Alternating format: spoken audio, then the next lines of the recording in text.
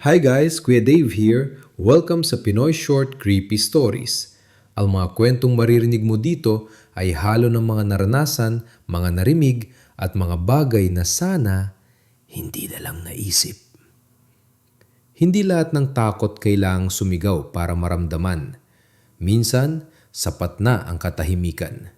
So bago tayo magsimula, quick lang like mo na to, follow and subscribe ka na rin para hindi ka mahuli sa mga susunod na kwento. By the way, shoutout muna kay Hotdenini95 para sa idea ng kwentong mapapakinggan nyo ngayong gabi. Kung may mga kwento ka rin gusto mong ibahagi o ipakwento, pwede mong isend sa email sa may comment section at baka sa susunod, ikaw na ang isasalaysay dito. Pero sa ngayon, makinig ka muna. Tara, samahan mo ako. Makinig na tayo kay Kuya Nocturne.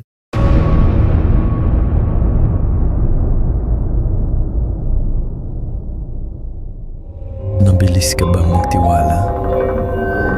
Kung oo, this story is for you. The Favor.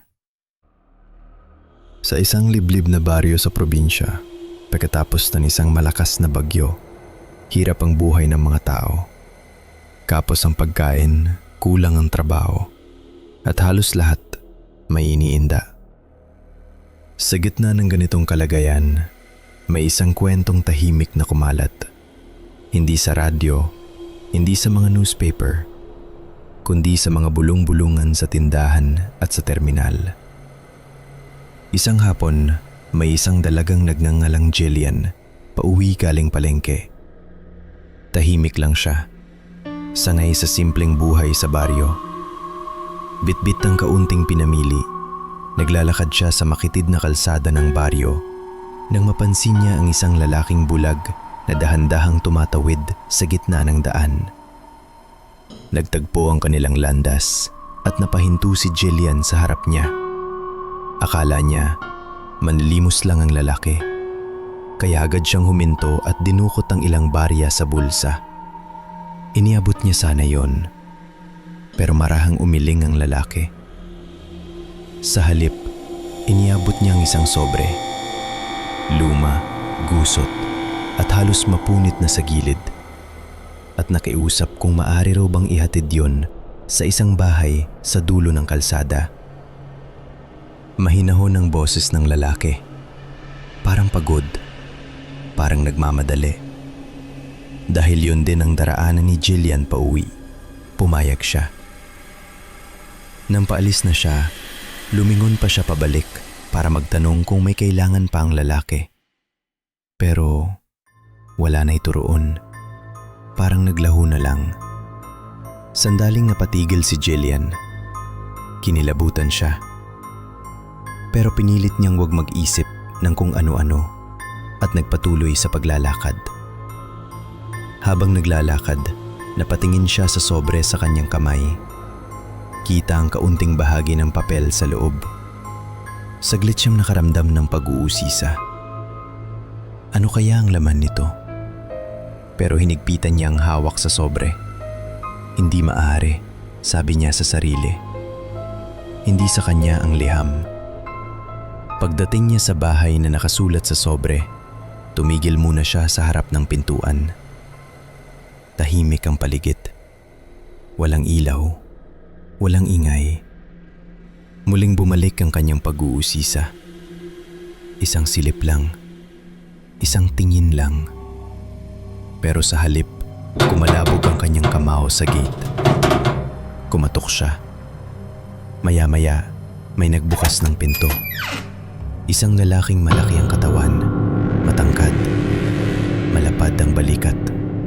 At may ngiting, hindi tama. Masyadong malapad, masyadong mabagal. Iniabot ng ni Jillian ang sobre nang bigla itong dumulas sa kanyang kamay at mahulog sa sahig sa pagitan nilang dalawa. Yumuko siya para pulutin yon. At sa sandaling yon, nabasa niya ang nakasulat sa liham. Nanlamig ang buong katawan niya. Hindi siya makagalaw. Hindi siya makasigaw. nakasulat ay, "Hanggang dito na lang ang huling ihatid ko ngayong araw." Biglang may narinig siyang tunog. Hindi mula sa sahig, hindi mula sa loob ng bahay, kundi mula sa tiyan ng lalaki. Kumakalam ito sa gutom. Dahan-dahan siyang tumingala. Mas malapad na ngayon ang ngiti nito. Mas mabagal. Mas mali. At saka niya naunawaan, hindi palang liham ang ipinapahatid, kundi siya mismo. Si Jillian ay nagtiwala sa isang tao na inakala niyang ligtas. Ngunit hindi lahat ng humihingi ng tulong ay may mabuting hangarin. At hindi lahat ng mukhang mahina ay walang panganib. Paalala ito na, ang ating tiwala ay hindi dapat ibinibigay ng buo sa tao. Sapagkat sa mundong ito, Diyos lamang ang lubos na mapagkakatiwalaan. Hanggang sa susunod na kwento, ako si Kuya Dave. At ito ang Pinoy Short Creepy Stories.